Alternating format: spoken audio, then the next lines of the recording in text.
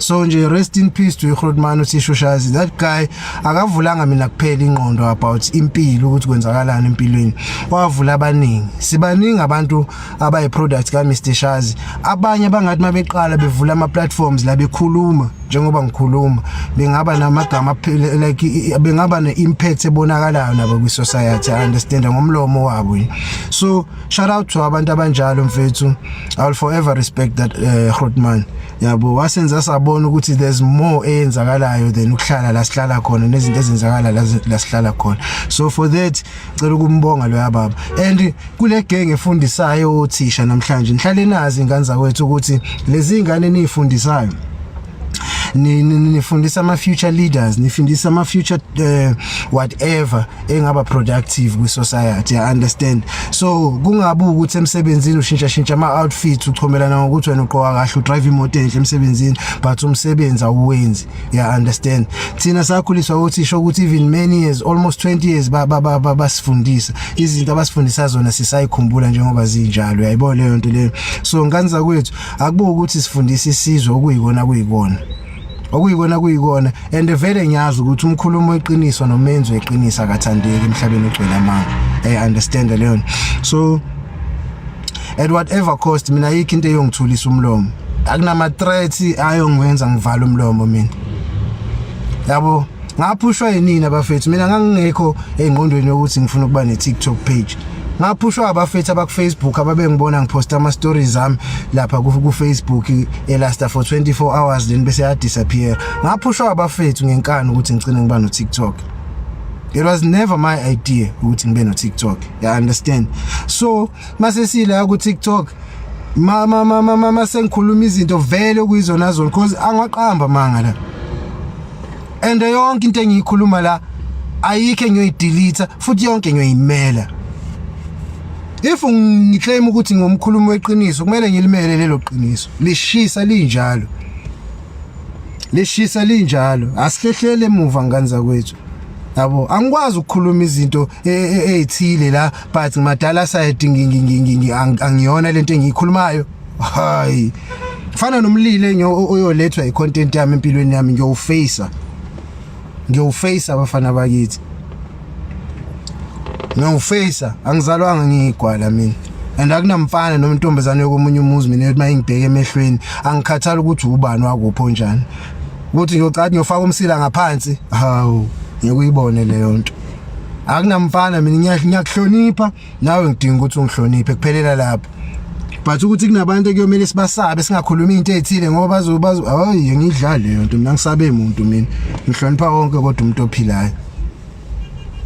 Phela thina abantu abamnyama sibulawa ngaleyo nto kwi society yethu mfethu. Siyasatshiswa ukuthiwa singakhuluma ukuthi otherwise kuzoba nje. Fuck off. Akube njengoba nisho futhi siseka iye phambili makumele iye phambili. Mina ngize ngifihle okuyiqiniso kwi general public ngoba ngizonesa ama feelings abantu. Ngihlaleni kwazi lokho. And now ifollower lami othanda icontent yami kungathi ngelinye ilanga mangikhuluma into eshaya exactly to the core entweni odlula kuyona noma entweni odila nayo bese uyangijikela. Ngisanga mina ngikhuluma la ngoma yini noma nini. And la kulama platform mina ngizelanga ngizoncenga ukuthandwa abantu engingabazi abama strangers empilweni yami. Ngicenga ukuthi bangithande ngamanga. Hayi. Uyongithanda mawungithanda, ungizonde mawungizonde. Yabo kodwa okusalayo iqiniso ngiyolikhuluma. Engeke ngikhuluma iqiniso bafethu. Amanga ngawaphila kakhulu. Amanga wafikisa ndawo. Xoxela indaba engayazi. Amanga awafikisani indawo nganza kwethu. Zifundiseni manje ukuthi asibe isizwe. I understand. Asibe isizwe mfethu esikwazi ukukhofa iqiniso. Asibe abazali abakwazi ukukhuluma iqiniso kwi society. Singasabi ukuthi obani ngoba bazosinyonkooloza abathini ngoba bazosisabisa abathini. Hayi. Mina nganza kwethu ngaphandle kwale topic etrendayo njengamanje. Mina iziningi izinto engisazoyikhuluma la. As outside leyo topic esazoxhopha imoya yabantu amagama abo futhi ngiyasaba ukwabiza njengamanje. Ba abantu eniba-idolizayo. Mina ngisazokhuluma izinto ezishocking kulelo khuzane le.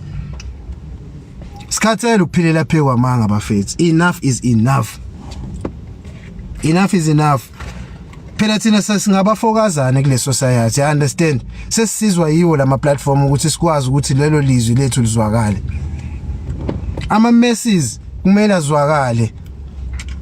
Ikhalo zawo nezinyembezi zawo kumele zizwakale.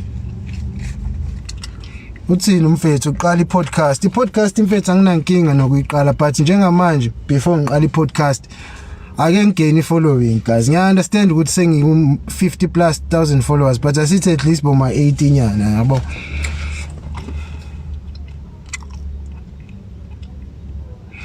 Uthini umfethu sawubona bhuti, bengicela uxoxa nawe private. Ya ungi-inbox ePoison akuna flop. Yabo. Nganza kwethu ngizoba busy ke manje yabo. Ngicela nje ningiphe noma nje 2 minutes ningahambi kulo live. Ngifuna ukuchitha amanzi, ngixakekile la, ngiphiswa umchamo. Yabo. Ningasuki la. Ngiyabuya. Podcast ngizogonyuluka ngendlela engifisa ukugonyuluka ngayo. Yabo.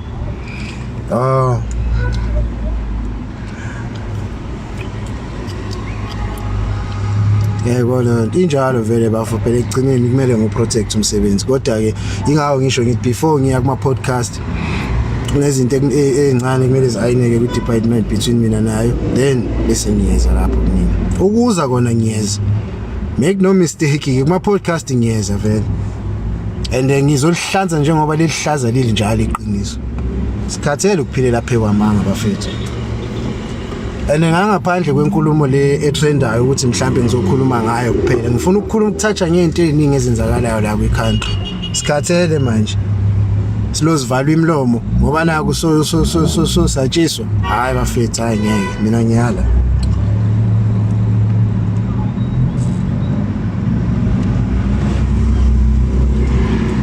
Nyala angisabi ukuthi bangishaye because of ukukhuluma. Hayi wendoda anginavalo mina. Ovalo mina mngana nami ngakhishwa inyoni mina. Hey anginalo ovalo mfowethu. Wendoda one way or the other uzofa. One way or another uzofa. Uzofa mfethu. Ujofa kanjani only God knows. Yabo. But angesaba ukukhuluma amaqiniso nezinto ezingasave impilo zabantu zishintshe nemizi eminingi la ngaphandle. Sisaba ukuyikhuluma ngoba naku so satshiswa. Hayi.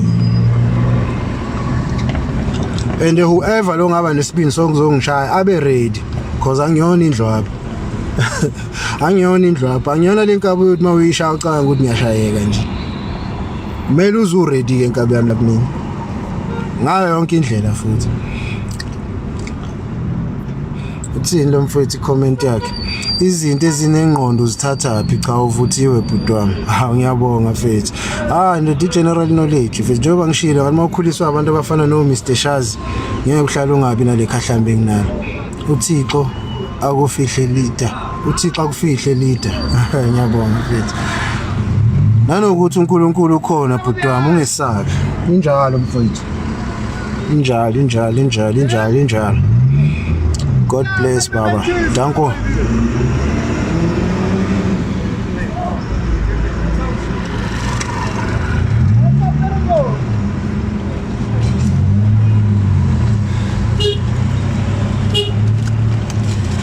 Yabona mhlana understand ukuthi each and every 50 years kuphila isethi abantu abasha la emhlabeni. Umuntu owayengangami 50 years ago most likely i generation abantu ayekhula nabo abasekho emhlabeni, usele nabantu abambalwa abaphila emhlabeni. So leyo nto iyacacisa ukuthi nathi at some point sizofa, whether siyasaba ukubulawa noma sisaba ukubulawa. So angeke siloke sisaba ukukhuluma nokuvela obala, sikhuluma ukuyikho kwakhe isizwe ngoba sizosaba abantu abathile. Ngifike ngispende more than 11 years e-army bese kuba khona indoda engizothi ngiyayisaba, ngikusaba ukuthi wenzeni kulaba bangazi. Bengiyisosha for 11 years, 11+ years kahle bese kuba khona umfana namhlanje makukhulunywa bese ngithi ngiyamsaba. Usajwa abangani bakho kulaba abaready ukuthi bona njengoba ngikhuluma lezi zinto engikhuluma la kuma platform behlangana nami bazongishaya. Ayi bafana bami angiyona indlwabu mina, and mina akangigcini ngokukhuluma ngiyenza, ngiyakutshela. wadidwa elo handsome ama-jeans abazali lawo.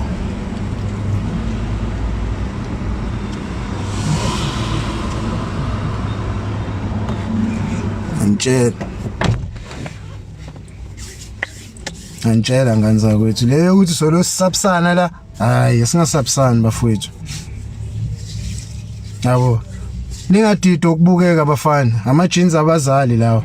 Ngengizwe le genge le embi le engakhiwanga kahle engabukeki inocabanga ukuthi mayibuka abantu abanjenganami kanje ingaveli bashayeke emadoda abanye bethu asishayeki kalula umsebenzi ukuthi usishaye. Koketso Molefe athi ngiqale lawa Mthiya uzoboshwa nawe ke if ubashaya lento ebizwa nge-self defense kazi lami. Koketso Molefe ene umunhle ustoko yong. Ngibona sengimdala Koketso, sengubaba wengane manje, seyikhulile ngimdala manje, ayisekho leyo nto. Sinesipho, but you indeed educating youth. Vele inhloso yami leyo mntakamanye, yabonga. Bani lo uzamile lungisa izwe bhuti, uthini lo munye unokuphila Ntombela and handsome.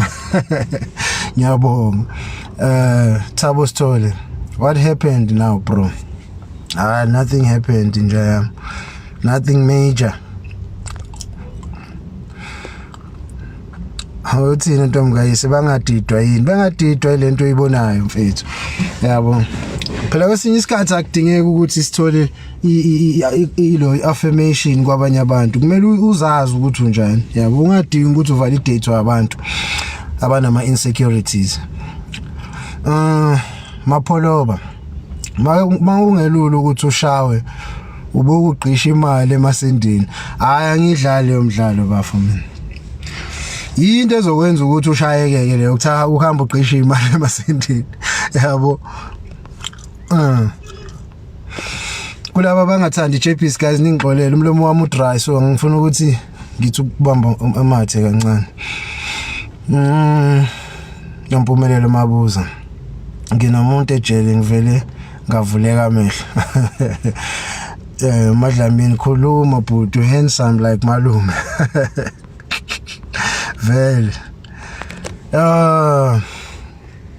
Did Monde reach out for podcast? We were talking about you. He said he will DM you. Maningi sister ama podcast angifunayo njengamanje, yabo. Maningi kakhulu ama podcast angifunayo. I think it's over 10 podcasts angi-invitile, yabo. But bonke bazokutshela, bengibatshelile ukuthi abangiphi isikhathi ngizobuyela kubona. Angakathanda ukuthi ngiqhamazele manje ngiye podcast. There are some few issues ekumele ayineke between mina now ne department, yabo, before ngizo attend ama podcast nani yayibona. But wona definitely sure ngiyeza kuma podcast and ngiza ngizogonyuluka ngenye indlela.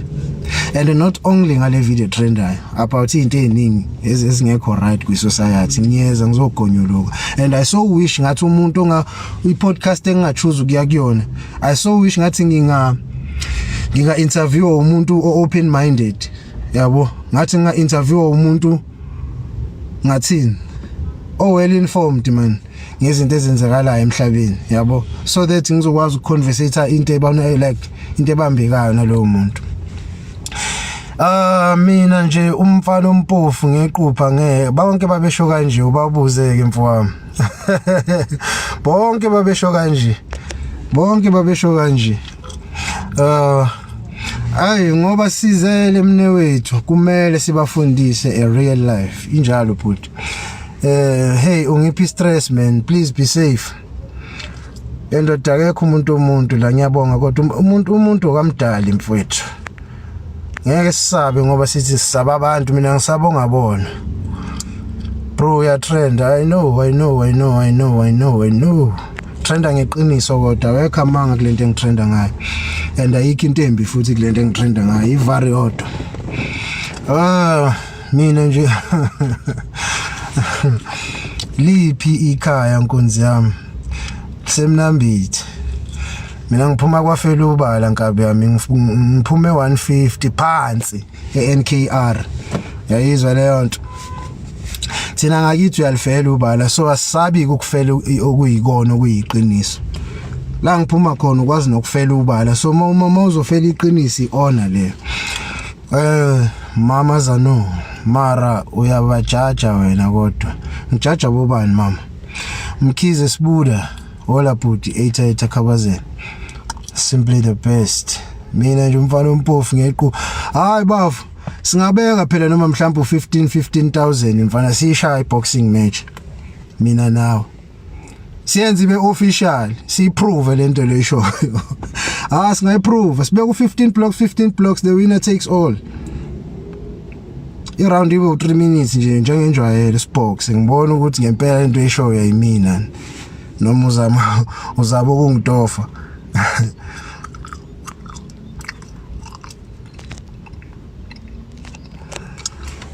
omunye uthi ngingayi sasobona uNkulunkulu asifihlele wena handsome kule mguludo ngiyabonga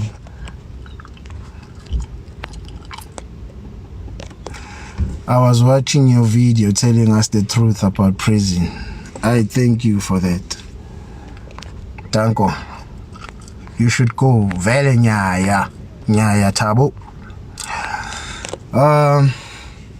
Thini lo munye. Engathi ngingabhaka ngenye indlela la cause lela ngale ngidisturb. Ngithola iphaki. Bese ngenza ngikwazi ukufunda kahle lama comments. Le ndoda ethona isoze yashaya umfana ompofu. Kabi yami mina ngiyakuchallenge. Asibeke 15,000 pounds senze kube ama round awu5 ifight yami now. Kube khona abantu abazoyivideorize. Yayizwa leyo nto le. Bese ke sibone ukuthi umfana ompofu angeke akwenze lutho nkabi yami. Sibone ukuthi angeke nomfana ompofu akuthinte.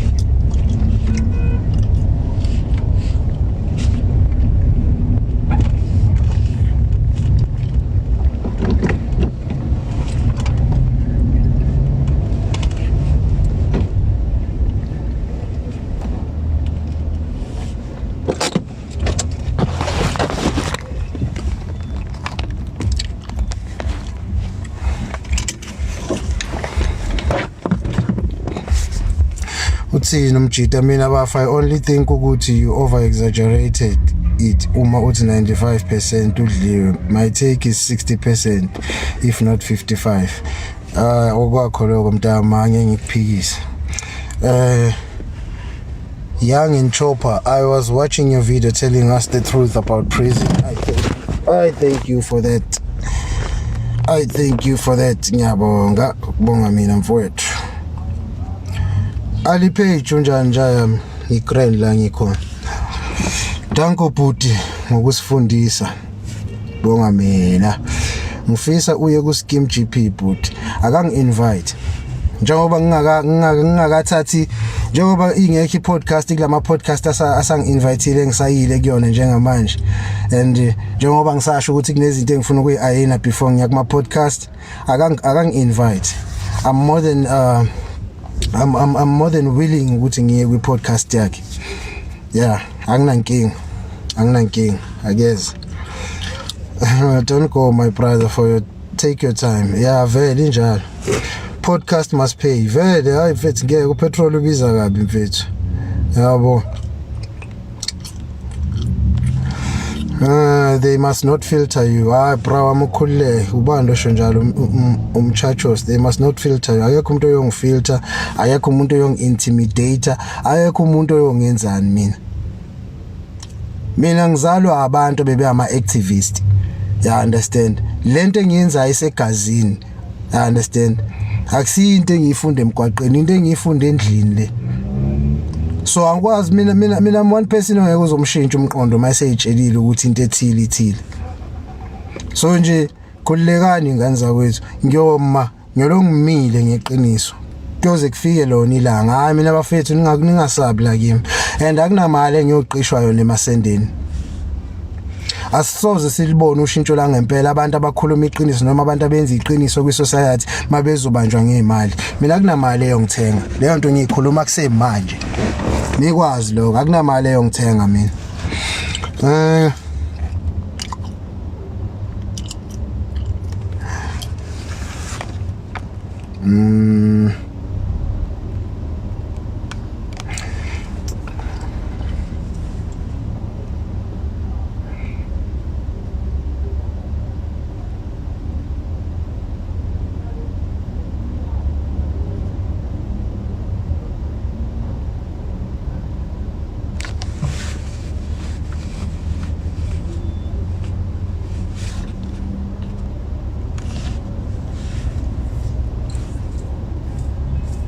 Uthinde omunye umulindi. But yeah, I saw your video yesterday. Wow, my brother. God bless you for awakening us. Ngiyabonga siswami. Ngiyabonga siswami. Uthinde omunye umfowethu, you can start your own podcast. Yeah. Sakembula nangaleyo idea. Guys, enye into engifuna ni understand ne before ngizo engage nani kuma guest. Na into engifuna ni understand ne. Mina ngendlela engizibona ngakheke ngakhona nangendlela engiyiyona as umuntu. Mina ngifisa ukuthi ngibe leli official eliyojabuliswa ukuthi linomsebenzi, lithola isalary, likwazi ukondla umndeni walo, lizondle nalo. Ngiphile bese ngelinye ilanga ngiyashona bese kuqhamuka iqulu labantu abafarisi akade bengizonda sebezongikhuluma kahle emncwabeni bekuthenga zathi bebengithanda. Angiyena loyo muntu lo ofisa ukuphila leyo mpilo. Mina isifiso sami ingane zakwethu ukuthi uNkulunkulu mfethu kwimisebenzi asangiphe yona so far kumele ngibe nesandla engiyosithinta. Isandla sami kumele sithinta ingane ekhulayo engangazi ngendlela epositive. Kungaba through umlomo wami, kungaba through izinto engisafisa ukuzenza in future ngiyafisa ukuba nama foundation, ya understand, ayo targeta ukuthi ingane ephuma kuma communities a poverty stricken zikwazi ukuba ne access to izinto ezifana noma bursary, izinto ezifana noma scholarships, ya understand. Ngiyafisa ukuthi ingane lezi ephuma kuma remote areas zithole iattention letholwa izingane ezikuma suburbs, ya understand. Ngiyafisa in future ukuba nezinto enyomuva ngazo ngaleyo ndlela, ya understand. So lento eyenzekayo njengamanje guys, it's bigger than mina. Kahle mawukuthi umuntu onengqondo nokwazi ukusebenzisa ingqondo, okwazi ukubuka izinto, whatever lenzakala njengamanje kwi page lami ukuthi understand ezakheni la ngiphuma khona, ngiyafisa ukuthi ngibe nesandla engiyosishiya, ngibe ne footprint engiyoyishiya egasi lami, ya understand. South Africa as a whole ngiyafisa ukuthi ngibe nesandla esipositive engiyosithinta enganeni ezikhulayo kanti nakubantu abangangami nabadala kunami, ya understand. Mina ngifisa ukuthi ngiphilela ukuthi ngaphila ngasebenza ngafa. No, kumele kube nezinto engangeke ngikwazi ukuzenza ngomholo wami, nangeke ngikwazi ukuzenza ngeretirement fund yami, kodwa engakwazi ukuzenza through ukuba neqiniso kwami nokuthembeka kwi-community nokuthembeka kubantu at large, ya understand. So lento le, it's way bigger than you think. Hello Mzansi, welcome to Mgoza Mzansi. If today is your first time visiting this channel, please do the right thing and click the subscribe button, and also don't forget to smash the like button. Famous TikTok lo akhiphe indaba ngetindo letendeka lapha ema-prison. Utithola usenkingeni ngemva kokuthi abantu bamsendele ama-threats lathi bafuna akumkhomba wayakhipha imfihlo. So khipha imfihlo letendeka lapha kuma-prisons kokuthi kuyadlengulwana into letendeka lapha le bantu ama-ex-convict lafika ngade khuluma kaphuma ngaphandle ejele, akhuluma ngazuthi ejele mhlawumbe kusemgababa or kusehotela kudliwe 3-course meal, bangasho into that they really go through or went through lapha emajele. So uthena kasabulutho bantu, if they wanna ascend ma-threats bathi bafuna umshaba bafuna ini, they must just keep those things coming. Uthi yena ubelisosha for 7 years kanti uthi akasiyinyoni akasiyo futhi alivaka akasilo ligwala. Uthi whoever lomfunako akabuye utomthola yena utolikhuluma iqiniso nithanza ningathanzi. Uthi nje futhi sebaningi abantu labam-invite kuma-podcast, but for now usangakabi ready kuya khona kuma-podcast. But uthi when the time is right, oh hhayi uthi ningasabi ntombona utofika and uthi utotikhuluma tonke tinto angeke ashiye lutho. Please do comment what you think below down on the comment section. Don't forget to hit the notification bell. I will see you on the next one. I am signing out. Goodbye.